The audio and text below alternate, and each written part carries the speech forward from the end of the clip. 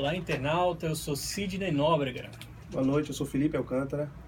E estamos começando a última edição deste ano do Papo Social.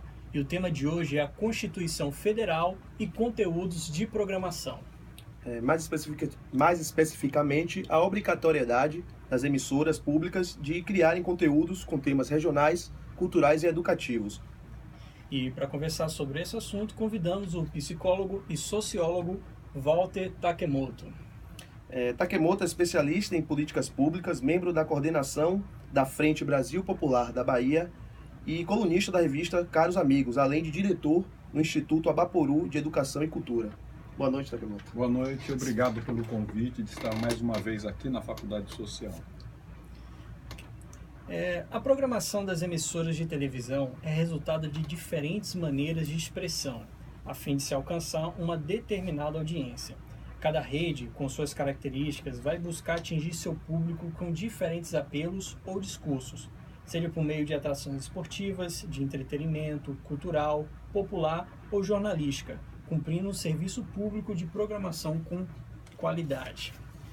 Baseado no artigo 221, inciso 2, da Constituição Federal, todas as emissoras nacionais são obrigadas a prestar um tipo de serviço público, almejando um caráter universal, atendendo a todos e visando a programação de qualidade, seja por meio de uma regionalização e programas de cunho cultural e educacional. Baseado nisso, Takemoto, no artigo 221, você acha que essa regulamentação deve ter o intuito de ampliar a diversidade e a pluralidade cultural, artística e social, e também não favorecer aqueles que já ocupam 90% do conteúdo da programação da TV aberta? Sem dúvida alguma, quando na Constituição Federal se aprovou o artigo 221, o objetivo era garantir que houvesse nos meios de comunicação, em especial na televisão, um processo de regionalização que impulsionasse a produção de conteúdos a partir das localidades regionais e também permitir que em cada estado ou região, artistas, produtores culturais, movimentos sociais, pudessem ter campo de trabalho e reconhecimento do ponto de vista da valorização daquilo que é a cultura e a realidade socioeconômica existente na diversidade do nosso país. Ocorre que não se regulamentou. E aí a gente tem que fazer uma reflexão sobre isso. Quer dizer, por que é que não existe no Brasil esse processo de regionalização da produção? Se nós olharmos o que é a Constituição Federal, dita Constituição Cidadã, nós vamos ver que grande parte do que é um direito da sociedade e da população não ocorre efetivamente no cotidiano. Então, os direitos fundamentais garantidos na Constituição, como, por exemplo, direito à mobilidade, direito à cultura, esporte, lazer, habitação, trabalho digno, não são garantidos. Então, quer dizer, se no Brasil não se garante os direitos fundamentais, é claro que quando nós falamos na regulamentação do artigo 221, dificilmente ocorrerá. Mesmo que viesse a ocorrer, dificilmente se implementaria. Por quê? Porque nós estamos falando em mexer em interesses poderosos. Quer dizer, quando a gente vê que os meios de comunicação no Brasil são controlados por um grupo de famílias e muito restrito, nós vamos ver que esse poder econômico não vai permitir perder o controle sobre o conteúdo que produzem. Porque o problema é que no Brasil, quem produz conteúdo para a TV aberta é a mesma que tem as transmissoras. E é a mesma que controla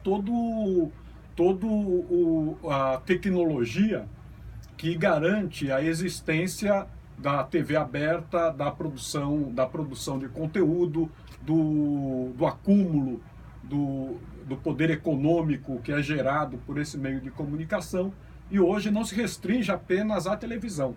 Quer dizer, os que controlam a televisão controlam o meio radiofônico, controla jornais, revistas, controla os grandes sites da internet, etc. Então, nós estamos falando em mexer com interesses econômicos poderosos que não permitem que, de fato, ocorra esse processo.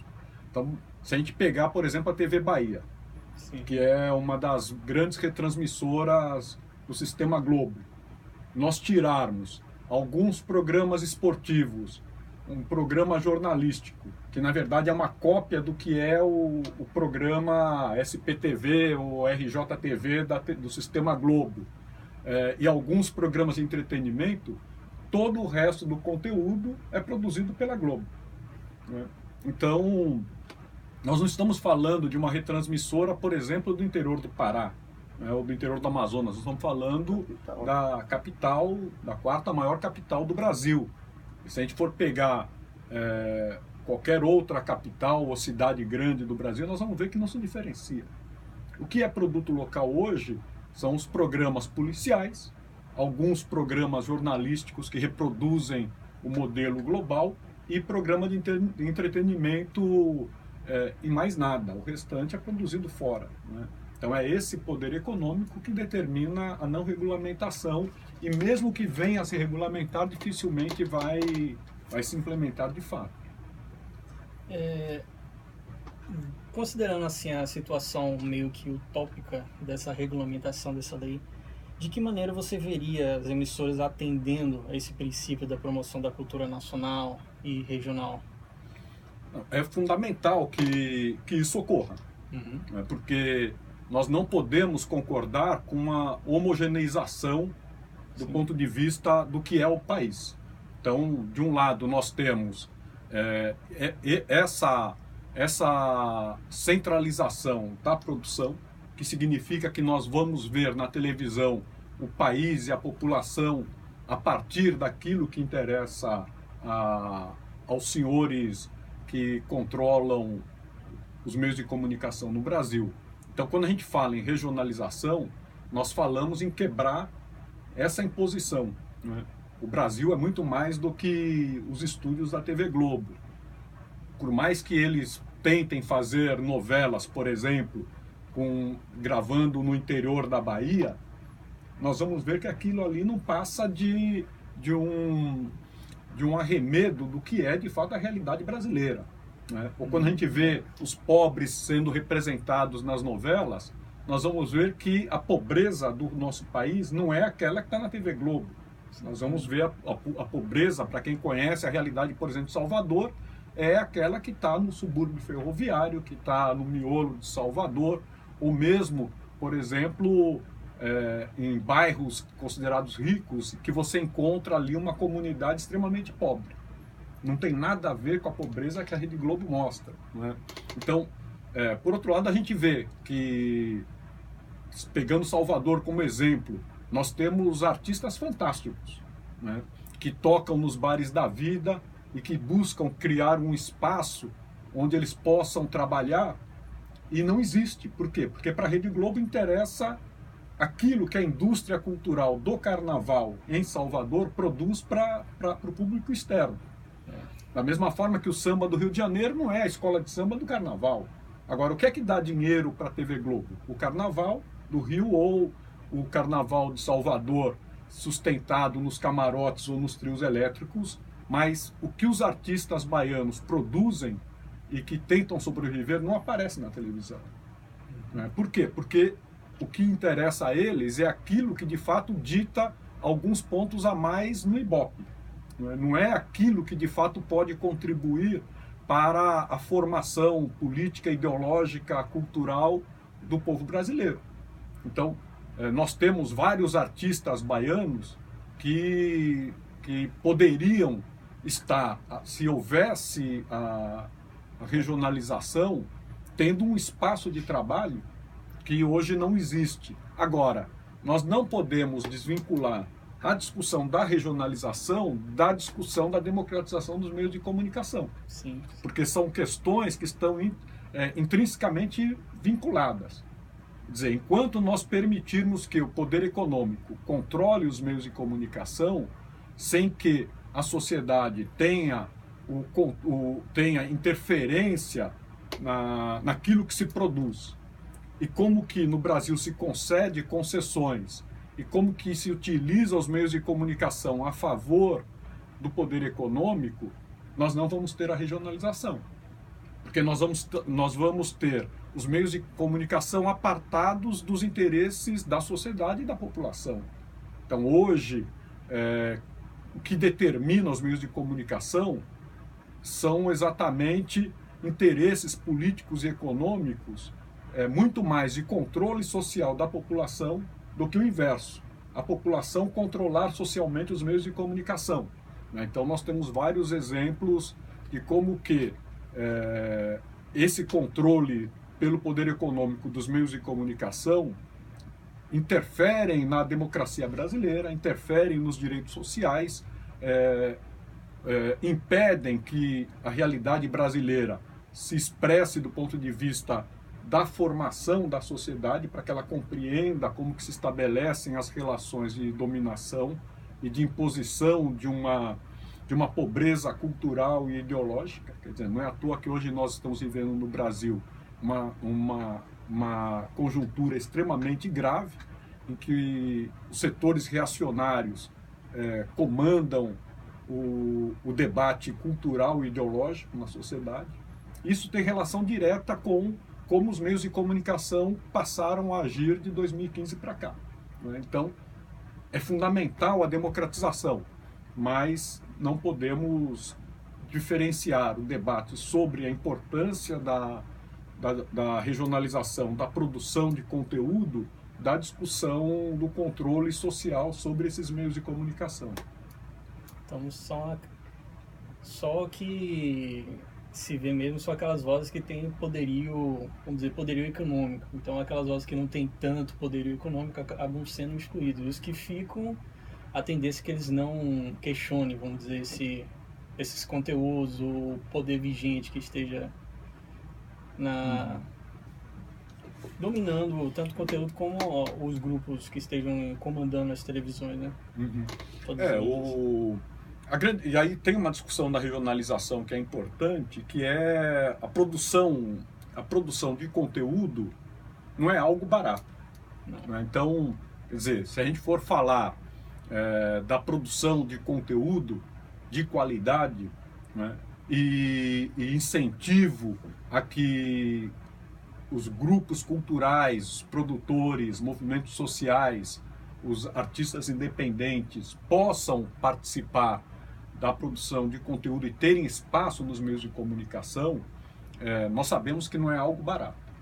E aí o outro problema é que os orçamentos que os governos estaduais e prefeituras reservam à cultura é algo extremamente ofensivo, quando nós falamos que queremos que a cultura tenha um espaço fundamental na formação da sociedade brasileira. Né? Então, um exemplo é aqui na Bahia mesmo. Quer dizer, o Bertrand Duarte, que é um ator importante na história do cinema baiano, e que era até uns dias atrás diretor do Departamento de Audiovisuais da Secretaria Estadual de Cultura, foi demitido. Né? E aí, uma das questões que ele aponta, e que é importante, é como que praticamente não existe orçamento para audiovisual na Bahia. Então nós estamos falando de produção também, de conteúdo, né, de espaço para produtores independentes, artistas e não sei o quê. Nós estamos falando diretamente para a produção para a TV aberta, por exemplo. Né? E se não existe orçamento para uma diretoria de audiovisuais, né?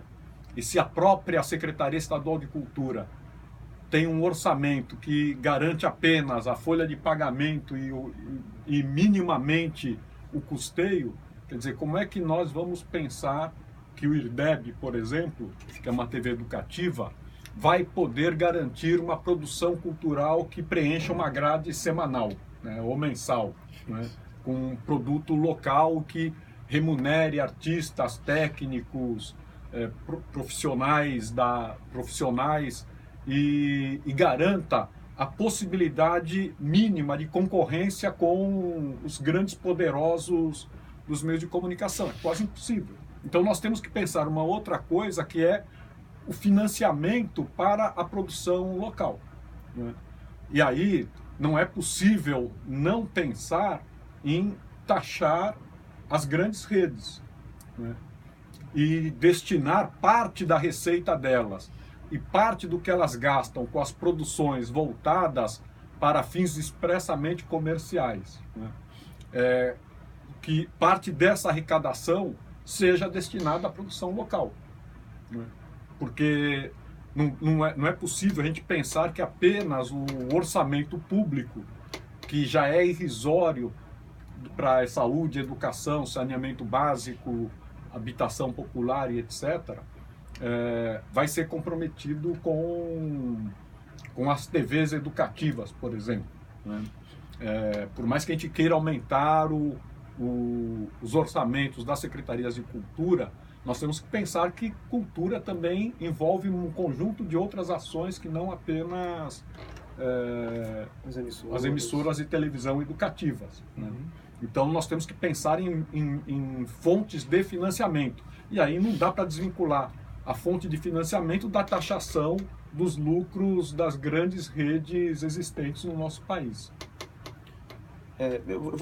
A minha pergunta, eu acho que você já respondeu um pouco, que é justamente como fazer a audiência das TVs públicas se equiparar, então chegar perto da comercial, porque elas têm uma programação voltada mais para a área educativa, mais para a área da cultura, da propagação da cultura, mas a audiência é muito baixa, quase ninguém assiste.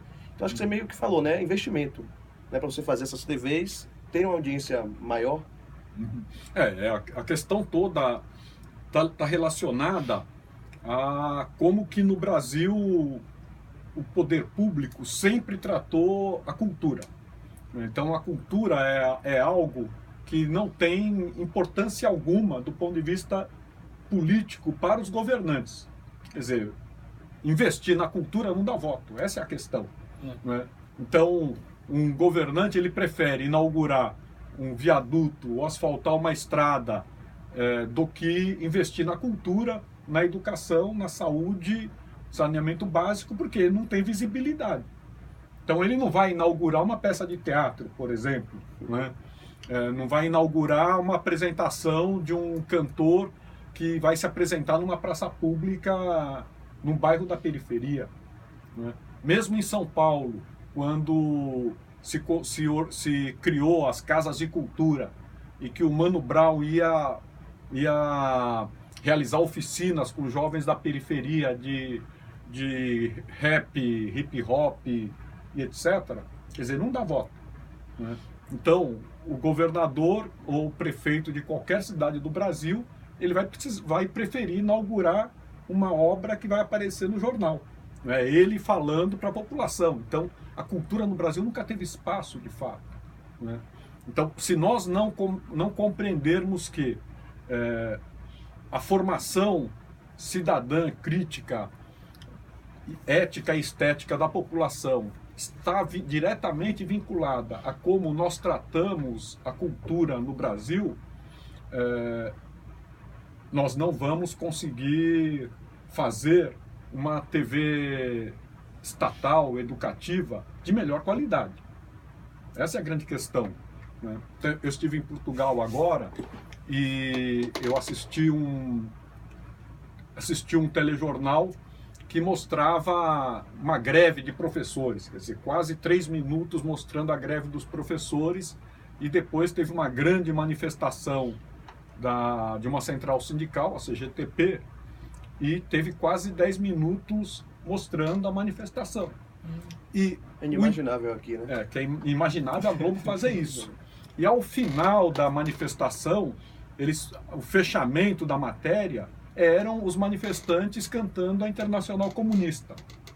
Quer dizer, algo que é impensável que venha a ocorrer no Brasil, né? E você percebe claramente o mesmo peso entre o que falava o governo sobre as negociações e o que falavam os trabalhadores e os dirigentes sindicais. Tinha o mesmo espaço, né? Tinha o mesmo espaço. Aí a grande pergunta é, quer dizer, como é que, mesmo tratando da TV educativa, que papel que ela tem e qual é a ingerência do governo ou de quem está no governo sobre a TV educativa? Então, um exemplo é a TV Cultura de São Paulo, né, que é vinculada ao governo do estado de São Paulo. São inúmeras as intervenções do governo do estado mudando a equipe, os dirigentes, ou mudando apresentadores de telejornais ou de programas, porque feriram os interesses do governador, né? E o governo interferindo no conselho da TV Cultura de São Paulo para garantir que tivesse a maioria absoluta sobre a TV e sobre as decisões e a linha editorial. Então, quer dizer, a TV educativa acaba reproduzindo muito o que é a TV aberta, em que o dono manda e os funcionários têm que cumprir rigorosamente. Então aí a gente volta à discussão do controle social sobre os meios de comunicação, inclusive sobre as TVs educativas, não é? Porque não dá para a gente aceitar que um governo de 4 anos, ou de no máximo 8, transforme a TV educativa naquilo que lhe interessa do ponto de vista político e eleitoral. Né? Vira uma propaganda política. Então é um uso descabido, né? Um governador poder mudar toda a direção da TV, da rádio ou da linha editorial delas, não é? Então nós temos que discutir isso, quer dizer, porque o controle social não é apenas para os grandes grupos econômicos, é também sobre as TVs estatais, porque elas são estatais, né? Se a TV Globo é uma concessão pública, tem que ter controle público sobre ela. Se a TV estatal ela pertence ao Estado e é financiada com recursos do Estado, mais ainda porque ela pertence à população, né? Relembrando ao espectador e ouvinte, estamos no Papo Social conversando com um membro da coordenação da Frente Brasil Popular Bahia, Walter Takemoto, debatendo o tema a obrigatoriedade de criação de conteúdo com temas regionais e culturais. Takemoto, vale a pena o Estado investir dinheiro na montagem de um sistema público de televisão quando o país tem tantas carências tidas como mais urgentes? Tem uma grande importância. Eu considero que nós estamos vivendo um processo hoje no Brasil, basta ver o que vem ocorrendo em exposições, mostras, ou a tentativa de impedir a apresentação de peças teatrais, né? Ou mesmo o que aconteceu no Brasil de 2015 para cá. Quer dizer, nós vivenciamos um processo em que os meios de comunicação, em especial as TVs abertas, fizeram uma grande campanha para destituir a presidenta Dilma e garantir a posse do Temer como presidente e a implementação de um conjunto de medidas que ele, junto com o Congresso, vem aprovando e que retiram uma série de direitos dos trabalhadores e da população brasileira. E os meios de comunicação, eles serviram para legitimar esse processo junto à sociedade. Quer dizer, construíram toda uma narrativa que legitimou o golpe de um lado e legitimou e justificou socialmente a retirada desses direitos todos. Então basta a gente ver que o Temer está gastando quase 140 milhões para dizer à população brasileira que o fim da Previdência e da aposentadoria vai beneficiar a própria população. Ou quando gastou milhões também para dizer que a reforma do ensino médio e a aprovação da Base Nacional Curricular Comum ia garantir ao jovem brasileiro condições melhores para ingressar em uma universidade. Então, quer dizer, o uso dos meios de comunicação legitimam o que ocorre na sociedade brasileira como uma forma de garantir que os interesses dos setores que controlam a economia no Brasil, e aí dentre esses setores estão os donos dos meios de comunicação, possa ser compreendido e aceito pela população como normais, né? E como algo que os beneficiará. Então, nós temos duas questões nessa discussão. Uma é, do ponto de vista ideológico, isso tudo que vem ocorrendo no Brasil, de tentativa de censurar ou de reprimir exposições, mostras, peças de teatro, e de outro, o uso explícito dos meios de comunicação para legitimar uma ordem que fere direitos fundamentais da população brasileira, tem a ver com o controle social que aqueles que nós chamamos dos de cima exercem sobre os de baixo a partir dos meios de comunicação e da disputa ideológica e cultural sobre a sociedade. Então, quando nós falamos em investir recursos em TVs estatais, nós estamos falando da busca de canais de comunicação com a sociedade brasileira que não sejam apenas aqueles voltados para garantir os interesses da iniciativa privada e do poder econômico, né? Então nós estamos falando que queremos ter um meio de comunicação como uma TV aberta pública, né? Que possa dar à sociedade brasileira uma outra visão do que acontece no nosso país, da realidade na qual nós estamos vivendo, e que possa se contrapor ao discurso hegemônico, né? Então, essa é a grande questão e o grande desafio que nós temos. Quer dizer, nós não podemos admitir que em um país como o Brasil, uma rede de televisão determine o futuro da sociedade brasileira e das próximas gerações, que é o que está acontecendo hoje. Então, um exemplo é, a TV Globo diz que se desperdiça dinheiro com o serviço público, né? E aí ela diz que controlar e congelar os gastos públicos em saúde e educação vai beneficiar o país. Quer dizer, se hoje nós temos uma educação de baixa qualidade, temos uma saúde precária, o que é que vai acontecer daqui a 20 anos?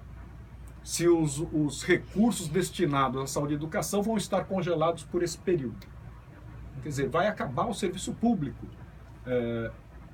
Então, como é que uma emissora diz que isso é fundamental para o desenvolvimento do nosso país? É um escárnio. Mas isso é vendido como uma verdade absoluta, né? E nós não temos nenhum canal que possa dizer, não, o que a Globo fala não é verdade, porque a verdade é uma outra. Então vamos debater com a sociedade qual é a outra realidade que não é essa exibida cotidianamente pela Rede Globo. Então nós precisamos ter um canal como esse, porque não dá para a gente disputar com a Rede Globo achando que, por exemplo, as redes sociais bastam. Não bastam, porque todos nós sabemos que as redes sociais formam bolhas que nós falamos para aqueles que pensam como nós, que não é a grande maioria da população brasileira.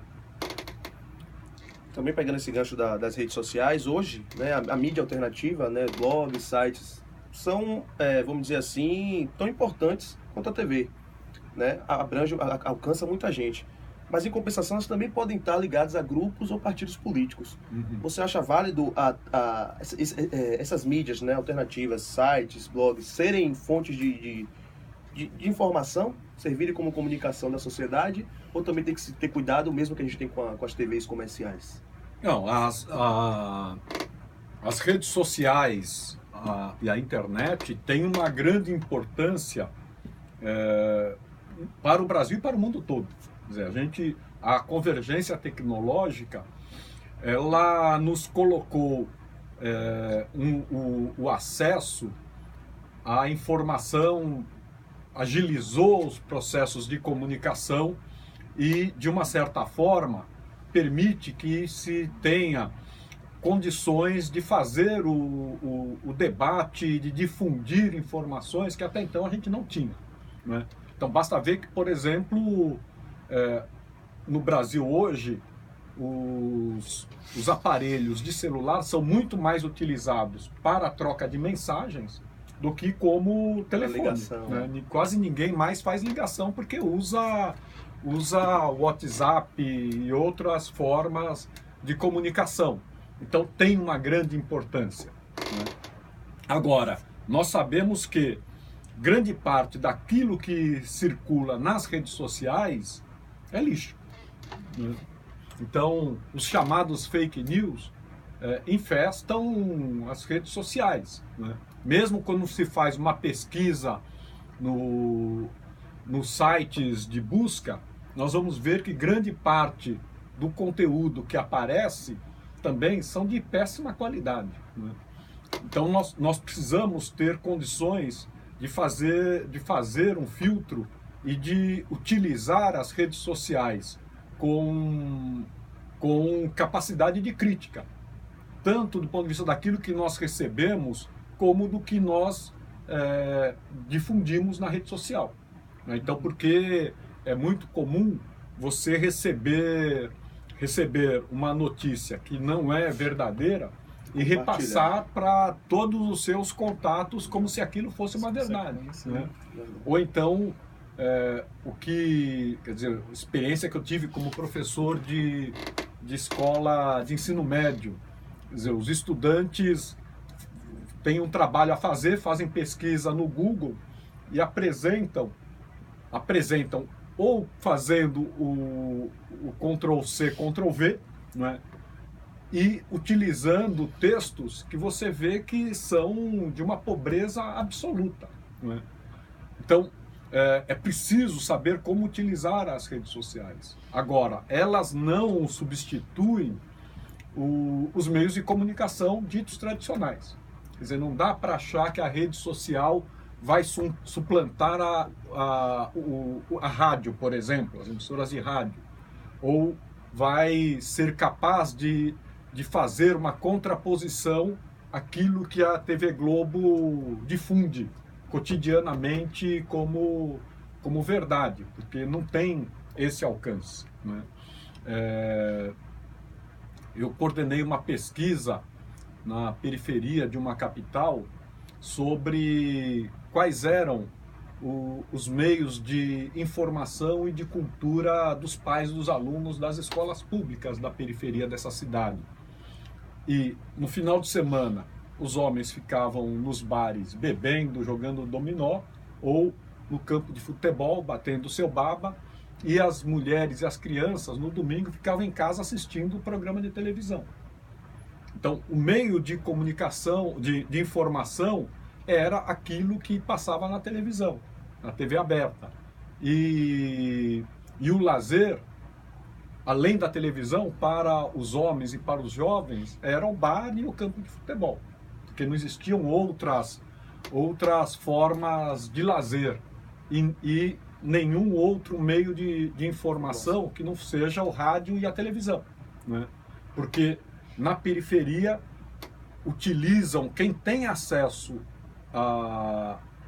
às redes sociais ou à internet, utiliza muito mais para comunicação com os amigos ou para ficar assistindo vídeo de música que gostam, né? Não utilizam para outra forma. Ninguém vai pesquisar Caros Amigos, Carta Capital, blog como o Diário do Centro do Mundo e qualquer outro que se contraponha do ponto de vista da análise da realidade aquilo que é o hegemônico no nosso país, né?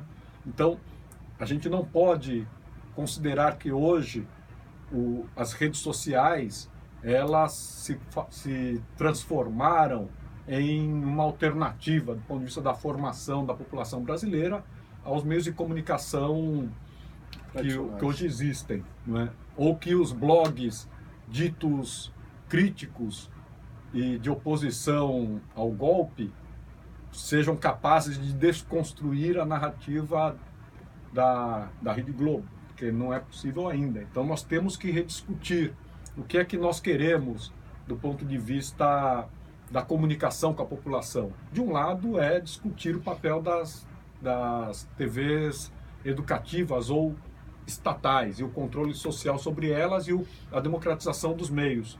De outra é, por que é que hoje o movimento social não tem meios de comunicação, né, que possa, de fato, dialogar com a sociedade?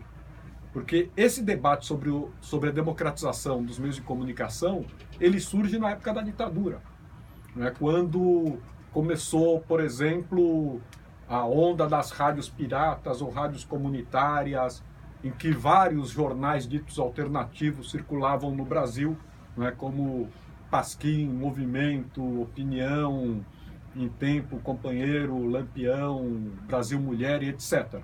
Né? Deixou de existir.